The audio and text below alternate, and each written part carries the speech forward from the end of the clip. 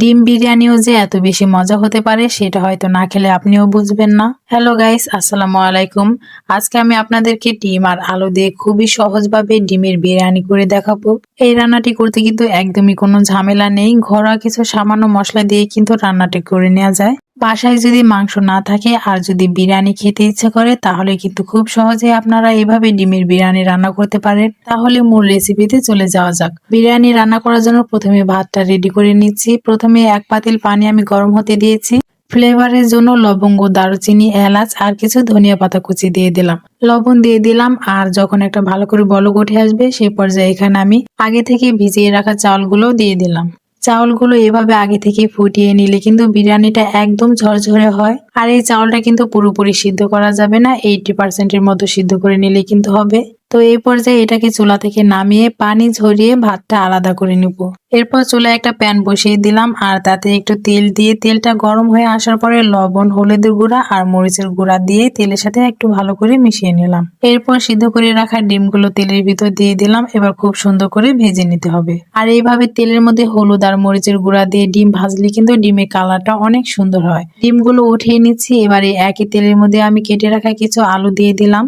এবারে আলুগুলোকেও ভালো করে ভেজে নিতে হবে।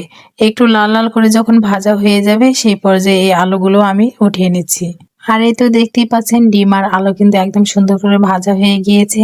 এবার চুলাতে একটা পাতিল বসিয়ে এখানে আমি সয়াবিন তেল দিয়ে দিলাম। তেলটা গরম হয়ে আসলে এখানে কিছু দারুচিনি, লবঙ্গ, এলাচ দিয়ে দিলাম। একটা তেজপাতা দিয়ে দিলাম আর অল্প কিছু আস্ত জিরে দিয়ে দিলাম। এগুলো একটু ভেজে নিয়ে দিয়ে দিলাম পেঁয়াজ কুচি। এবার এই পেঁয়াজগুলোকে তেলের সাথে খুব ভালো করে ভেজে নিতে হবে। পেঁয়াজটা ভাজতে একটু সময় বেশি লাগবে, তাই এটা যাতে তাড়াতাড়ি ভাজা হয়ে যায় তাই আমি এখানে লবণ দিয়ে দিলাম।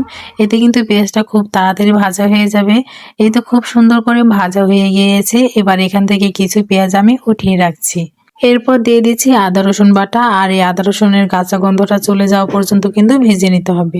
এরপর দিয়ে দিচ্ছি 2 চামচ শুকনো মরিচের গুঁড়া আর অল্প একটু হলুদের গুঁড়া। এতে কিন্তু কালারটা একটু সুন্দর আসবে। এগুলো তেলের সাথে খুব ভালো করে একবার মিশিয়ে নেবার পরে এখানে আমি টমেটো পেস্ট দিয়ে দিচ্ছি।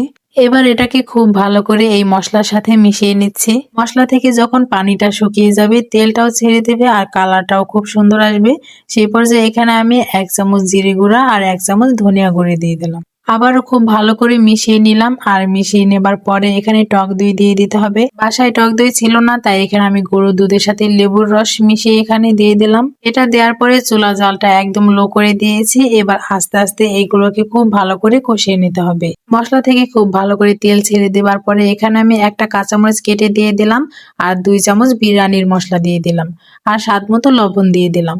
আবারও সবকিছু একসাথে খুব ভালো করে মিশিয়ে নিচ্ছি। চুলার জালটা লোতে রেখে মশলাগুলো খুব ভালো করে কষাতে হবে। খেয়াল রাখতে হবে মশলাগুলো যেন পুড়ে না যায়। এই পর্যায়ে আমি যে ডিম আর আলুগুলো ভেজে রেখেছিলাম সেগুলো এই মশলাতে দিয়ে দিলাম। এবার ডিম আর আলুগুলো খুব ভালো করে মশলার সাথে মিশিয়ে নিয়েছি। আর মিশিয়ে নেবার পরে এখানে আমি পানি দিয়ে দিলাম। খুব বেশি পানি দেওয়া যাবে না, আর এই পানিটা দিয়ে কিন্তু ডিম আর আলুগুলোকে খুব ভালো করে ভুনা করে নেব। চুলার জালটা বাড়িয়ে দিয়ে ঢাকনা দিয়ে ঢেকে 4 থেকে 5 মিনিটের মতো খুব ভালো করে রান্না করে নিলাম। আর এই তো দেখতেই পাচ্ছেন মশলাটা কত সুন্দর ঘন হয়ে গিয়েছে। তেলটাও খুব ভালো করে ছেড়ে দিয়েছে আর আলুটাও কিন্তু 80%-এর মতো সিদ্ধ হয়ে গিয়েছে। আর এখন এখান থেকে আমি কিছুটা মশলা এরকম ভাবে উঠিয়ে নিচ্ছি। এটা কিন্তু পরে কাজে লাগবে। আর এখন আমি এখানে যে আগে থেকে ভাতটা রেডি করে রেখেছিলাম সেইগুলো এখন ডিমের উপরে দিয়ে দিচ্ছি। ভাতগুলো এভাবে দিয়ে দেওয়ার পরে আমি একটা খুন্তি দিয়ে খুব ভালো করে এভাবে সমান করে মিশিয়ে নিচ্ছি। খুব ভালো করে মিশিয়ে নিয়েছি। এবার যে বাকি উপকরণগুলো আছে সেগুলো আমি এর উপর দিয়ে দিয়ে দিব। ডিম থেকে যে মশলাটা উঠিয়ে রেখেছিলাম সেই মশলাটা এর উপর দিয়ে দিয়ে দিচ্ছি। শুরুতে যে ভেজে রাখা পেঁয়াজগুলো উঠিয়ে রেখেছিলাম সেগুলো খুব সুন্দর করে এর উপর দিয়ে ছড়িয়ে দিচ্ছি। আর একটু ফ্লেভারের জন্য দিয়ে দিচ্ছি অল্প কিছু ধনিয়া পাতা কুচি। আর তারপর দিয়ে দিচ্ছি বিরিয়ানি মশলা। আপনারা চাইলে কিন্তু এখানে ঘিটাও দিতে পারেন। এই তো সবকিছু দেওয়া হয়ে গিয়েছে। এবার চুলাতে একটা তাওয়া গরম করে নিয়েছি আর তারপরে এই পাতিলটা এর উপরে বসিয়ে দিলাম। ঢাকনা দিয়ে ঢেকে 10 মিনিটের মতো লো হিটে এভাবে রেখে দিব। 10 মিনিট পর ঢাকনাটা সরিয়ে নিচ্ছি। আর এই বিরিয়ানি থেকে এত সুন্দর একটা ঘ্রাণ বের হচ্ছিল বলে বোঝাতে পারবো না। একটা খুন্তি দিয়ে বিরিয়ানিগুলোকে আস্তে এইভাবে একটু মিশিয়ে নিচ্ছি। খুব সাবধানে এই কাজটা করতে হবে, না হলে কিন্তু ডিমগুলো ভেঙে যাবে। বিরিয়ানিটা কিন্তু একদম পারফেক্ট ভাবে হয়ে গিয়েছে, নিচে কিন্তু একদম লেগে যায়নি। খুব ভালো করে মিশিয়ে নেবার পরে আমি আবারও ঢাকনা দিয়ে ঢেকে 10 মিনিটের মতো রেখে দেব।